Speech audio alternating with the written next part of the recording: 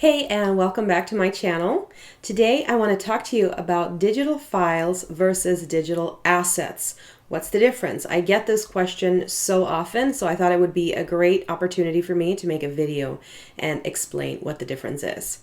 If you're new here, welcome. My name is Caroline Guntur, and I am an organizing and productivity expert. One of my fields of expertise is in digital organization and digital asset management, and I'm always happy to give tips and tricks on how to streamline your life and get your ducks in a row. You can find me at carolineguntur.net as well as on two different blogs, organizingphotos.net and searchingscandinavia.com. All right, so let's get into this topic, digital files versus digital assets. What is the difference? And digital files, I think, are pretty self-explanatory, but digital assets may not be. So how are they different? So let's define what an asset is. An asset is something of value that you own that you predict could have some potential future benefit to you, right? And a regular asset that you have in your physical world isn't all that different from a digital asset that you have in your digital world. It's pretty much the same idea. The difference is that digital assets are harder to spot and easier to lose because they are intangible. And so we really want to make sure that we have some sort of diligent system to take care of our digital assets so that we don't lose them, because that is what's going to make a huge impact in your productivity every day. So we want to make sure that we take care of our digital assets. That's the basic bottom line. And I don't want you also to confuse a digital asset with a digital resource. So to me, a digital asset is something that you own, that came from you, that basically you produced, versus a digital resource is something that came from somebody else that you enjoyed. And there's usually restrictions on how to use them, like licensing and things like that. And so while both are technically assets, they are assets to different people. And so I differentiate between digital assets that I have created versus digital resources that somebody else has created for me, basically, that I have enjoyed and learned from and gotten use out of. And so it's usually a copyright thing or a licensing thing, and I just kind of like to think of it as internal versus external. So digital resources aren't necessarily your responsibility because they were created by somebody else. And yes, you need to understand how to access them, right? But they're not technically yours to archive unless you have acquired them for your own business and for your own purpose, right? In case you've bought something, then it becomes yours. So there's a little bit of distinction there, and I like to have that distinction just to make it clear in my head what my responsibilities are. So the reason you want to take care of your digital assets, obviously, is because they are going to save you time, money, expertise, opportunity costs, all of that stuff in the future by being repurposable. And by repurposing your digital assets, that is how you are going to become much more productive.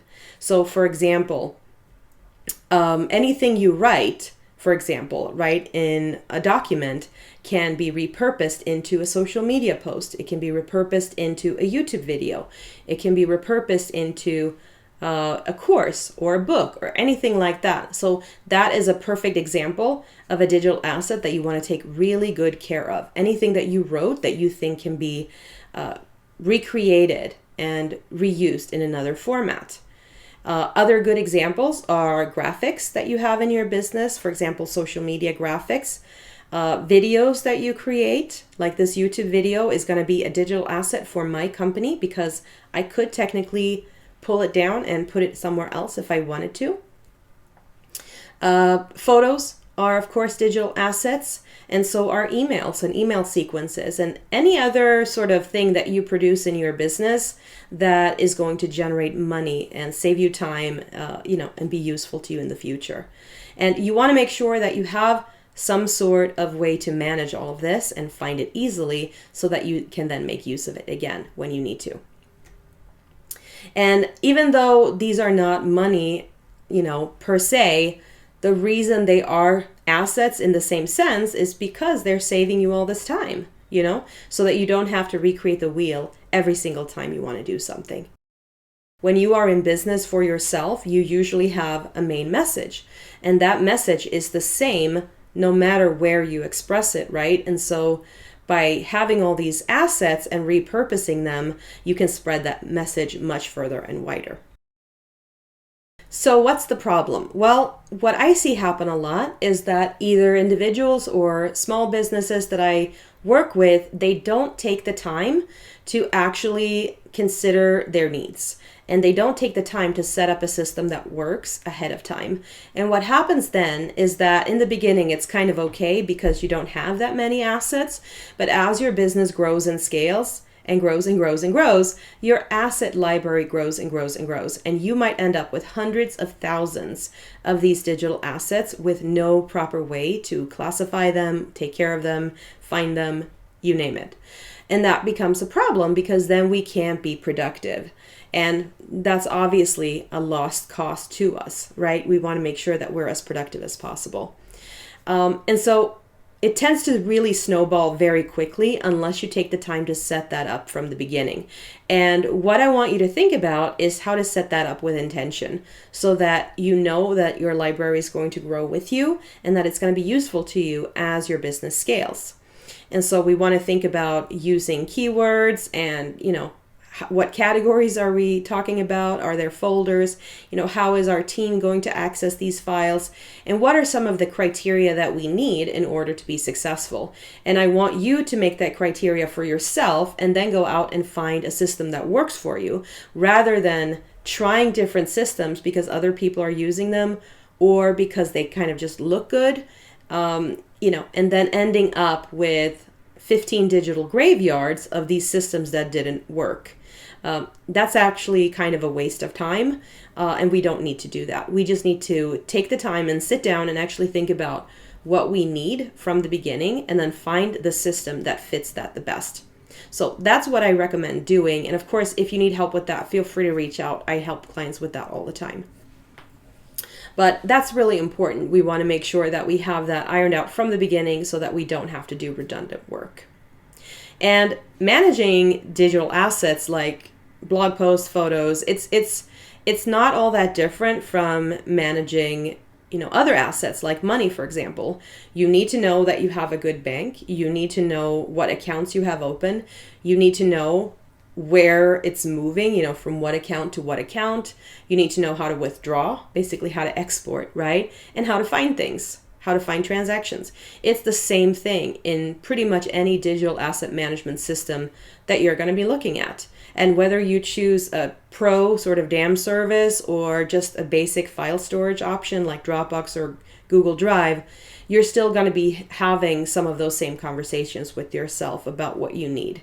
And just think about how is this going to scale with me over time, and yes, if it's fine now that I have 10 files, will it be fine when I have 100,000 files? You want to make sure that that's thought out from the beginning. It'll make your life so much easier. We're going to talk more about storage hubs in a different video, so I'm not going to go into that here, but I did just want to point out that setting that up and knowing where things are from the beginning is super important. There are 3 types of storage hubs that I'll be doing another video on, so make sure you catch that, and I'll see if I can link to that under this video as well. So now that you know what a digital asset is, let's talk about what a digital asset isn't. And the best example that I can think of is a duplicate. We don't need duplicates. They just take up extra space and, it kind of clutters your work. So we don't need to worry about those. We can just kind of get rid of those right away. Of course, we want to make sure that it is a duplicate, and there are ways to find that easily as well. But yeah, that's an example that's really good to have because it's very common, right, to download something twice, to copy something a couple of times by accident, and then forget to kind of clear out those duplicates. And then you don't want to end up storing all of those because it's just going to inflate your collection. So duplicates are a perfect example of something that you don't have to keep. We need one master file and we can make redundant backups of that file, but we don't need to have all of these derivatives lying around. And no matter what system you're using, there are ways to handle that.